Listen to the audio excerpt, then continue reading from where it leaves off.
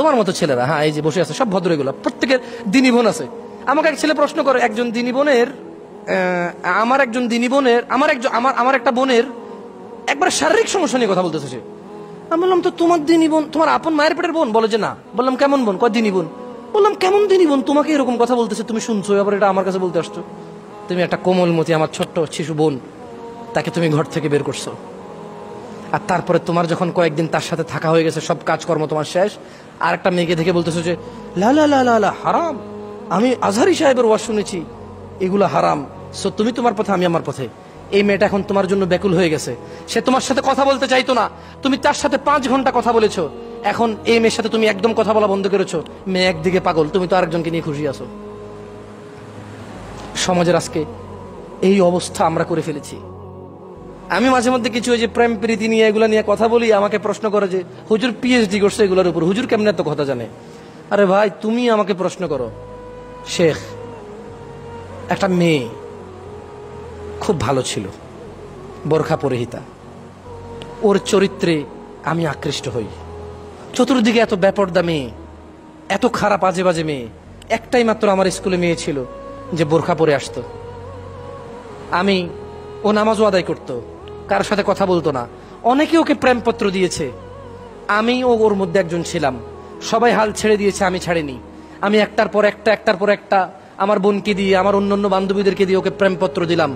তারপরে ও আমাকে বলল ও বেনামাজির সাথে সলাত আদায় প্রেম করবে না। আমি সলাত আদায় করা শুরু করলাম শুধু ওকে প্রেম করার জন্য।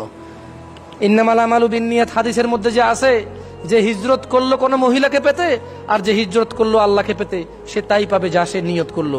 দেখেন আজকাল ছেলে মেয়েরা প্রেম করার জন্য নামাজ পড়ে, আল্লাহ নবী 1400 বছর আগে তা বলে দিয়ে গেছে, এরই নামাজ ওই প্রেমকেই পাবে, কিয়ামতের কোনো কিছু পাবে না। যাই হোক, ও যে বলে না হুজুর আপনি কিভাবে জানেন, আপনি কি আগে প্রেম করছেন নাকি? আরে ভাই, তোমার মতো ছেলে আমাকে প্রশ্ন করতেছে। মেয়েটা আমার প্রেমের প্রস্তাব প্রত্যাখ্যান করার পর আমি সর্বোচ্চ চরিত্রর অধিকারী হলাম।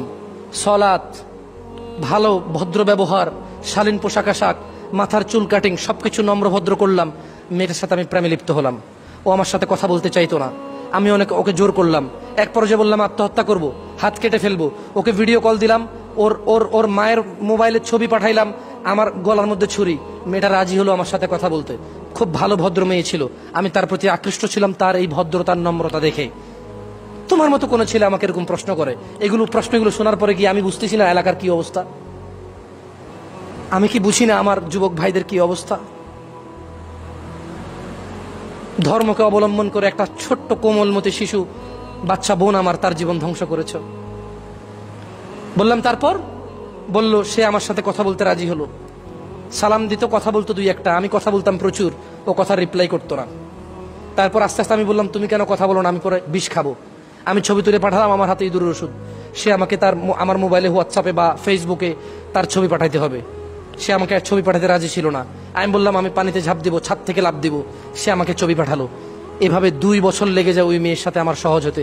মেয়েটা খুব ভালো ছিল। বলেন তো মেয়েটা কি খারাপ ছিল? 14-15 বছর বয়স, 16 বছর বয়স, ছেলেটার বয়স 22-23 বছর, ও ফুসলাচ্ছে। হ্যাঁ, মেয়েটার একটা দোষ ছিল যে এর কথা চলে আসছে। প্রথম দোষটা ছিল যে এর সাথে প্রেম করার এগ্রি হওয়া, যে ভালো ছেলে হলে প্রেম করবে। বাট ছোট্ট মেয়ে এই অপরাধটা করতেই পারে, কিন্তু এই তোমার মতো চালাক নামাজি দাড়িওয়ালা ছেলে, আহলে হাদিস বলো নিজেকে, না নিজেকে জামাতি বলো, তাবলিগি বলো, ফুরফুরা বলো, আটরশি বলো, মাইজ ভান্ডারি বলো, কওমি বলো, হ্যাঁ মাদ্রাসার ছাত্র বলো, ভদ্র ঘরের ছেলে বলো, তুমি এটা করছো। তুমি একটা কোমলমতি আমার ছোট্ট শিশু বোন, তাকে তুমি ঘর থেকে বের করছো, আর তারপরে তোমার যখন কয়েকদিন তার সাথে থাকা হয়ে গেছে, সব কাজকর্ম তোমার শেষ, আর একটা মেয়েকে দেখে বলতেছো যে লা লা লা লা লা হারাম, আমি আজহারি সাহেবের ওয়াজ শুনেছি, এগুলো হারাম, সো তুমি তোমার পথে আমি আমার পথে। এই মেয়েটা এখন তোমার জন্য ব্যাকুল হয়ে গেছে, সে তোমার সাথে কথা বলতে চাইতো না, তুমি তার সাথে 5 ঘন্টা কথা বলেছো, এখন এই মেয়ের সাথে তুমি একদম কথা বলা বন্ধ করেছো, মেয়ে একদিকে পাগল, তুমি তো আরেকজনকে নিয়ে খুশি আছো।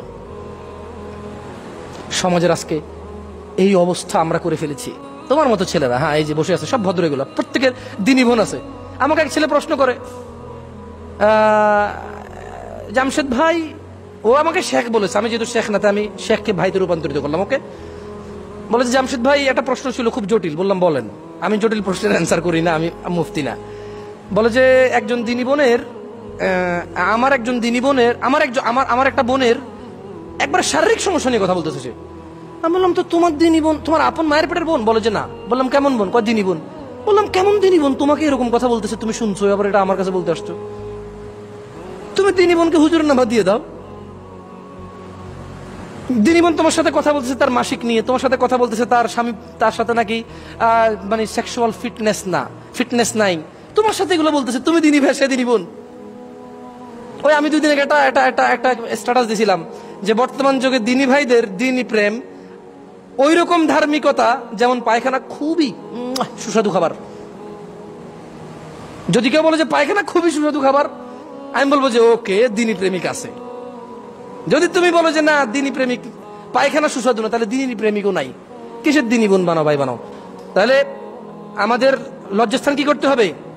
হেফাজত করতে হবে। কিন্তু আমরা যত বড় হুজুরি হয়ে যাই, যত বড় মোল্লা মুন্সি মুফতি হয়ে যাই, স্ত্রীদের সাথে থাকা বৈধ, ইভেন নেকির কাজ, ইভেন বৈধ এবং নেকির কাজ। আল্লাহ সুবহানাহু ওয়া তাআলা আমাদেরকে বুঝার তৌফিক দান করুক। আমি জানি না আজকে আপনাদেরকে কতটুকু বুঝাইতে পারছি আল্লাহ ভীরুতা নিয়ে।